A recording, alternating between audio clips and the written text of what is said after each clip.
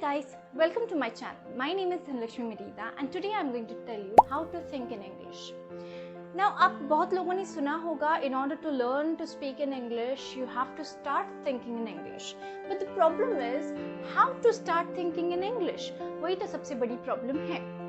तो सबसे पहले तो मैं आपको एक question पूछना चाहती हूँ. आप जब सपने देखते हो तो आप सपने में कौन सी भाषा बोलते हो?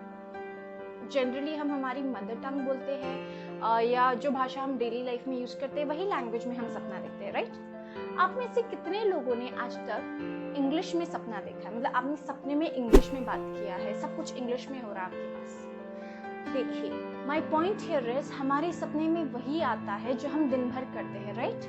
सो आप भी अगर दिन भर हिंदी में बात करते हैं तो how can you expect your dreams to be in English? And I will tell you one thing, जिस इंसान ने सपने में इंग्लिश में बात कर ली ना, मतलब उसने ऑलमोस्ट इंग्लिश बोलना सीख लिया है. Okay, so thinking in English starts with dreaming in English. But dreaming in English जो है वो सबकॉन्शियस चीज है, वो आपके बस में तभी होगा जब आप मेरे कहे हुए नेक्स्ट 5 स्टेप्स को फॉलो करेंगे. Okay, so let us start with the first step.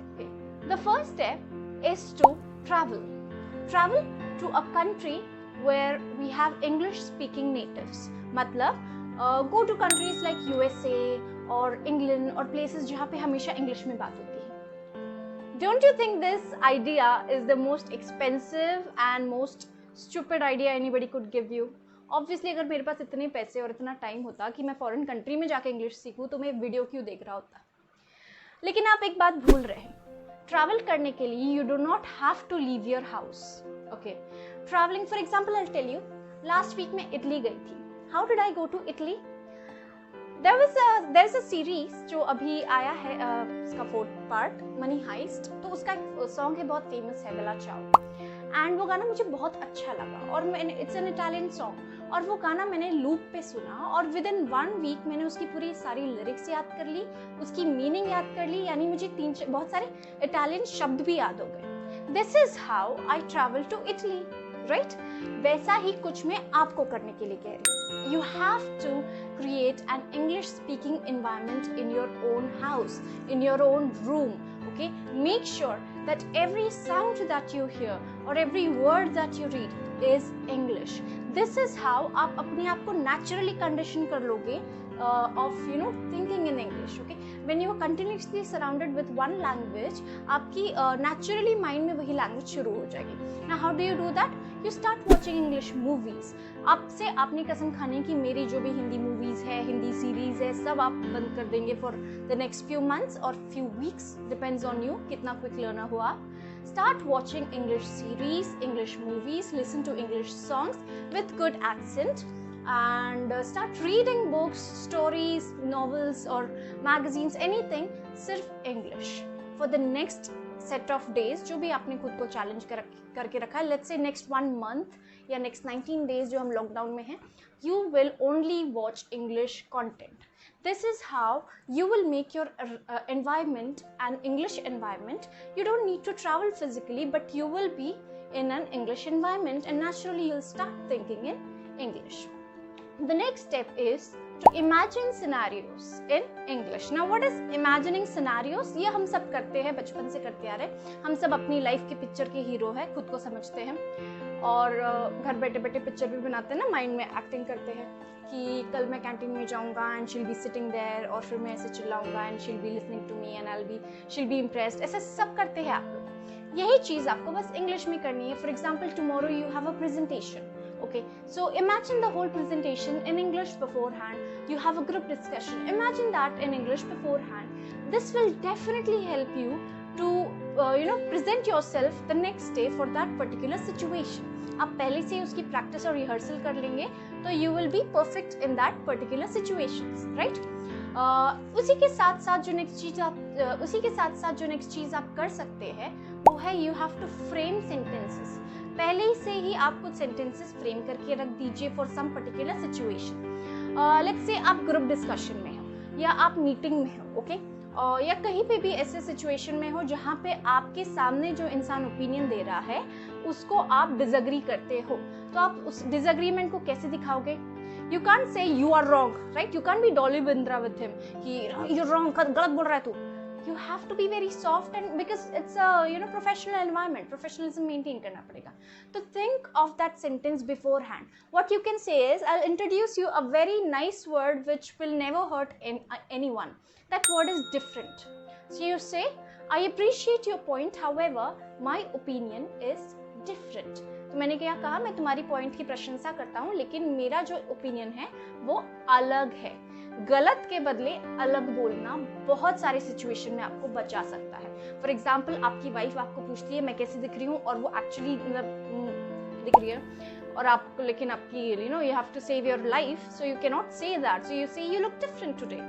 She will think she is looking differently beautiful, and you will say you're looking differently weird, right? But there's a balance. Both of you can stay in the house safely. Or your sister cooks something for you, doesn't taste good. You can't tell her that, right? You have to survive at home. So what you'll say, it tastes different. वो भी खुश, आप भी खुश, right? So ऐसे कुछ sentences you frame in your mind which you can use. And I will always suggest stop speaking in negative or using negative terms like don't, can't, or you're wrong. ऐसे सब words को exclude कर लो and practice some positive sentences beforehand. The next thing that you can do to start thinking in English is that you need to form a circle of English speaking friends. मतलब English speaking लोगों के साथ दोस्ती करो.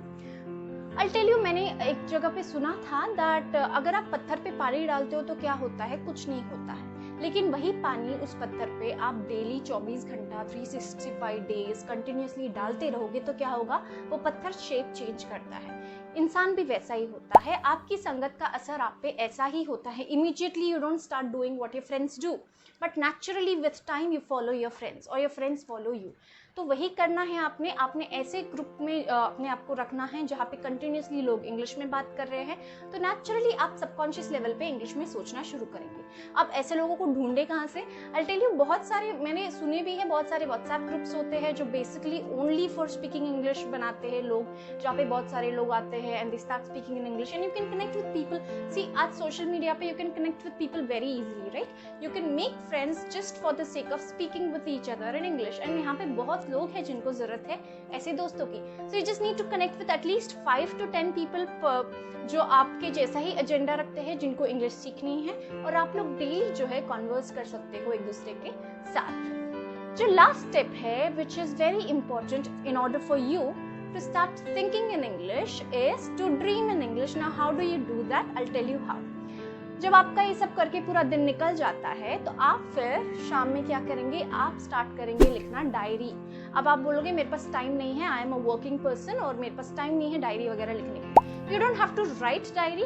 You can also recall mentally everything that happened throughout the day but in English. Okay, जो भी दिन भर आपने किया उसको आप इंग्लिश में रिकॉल कीजिए अपने माइंड में every night before you go to bed.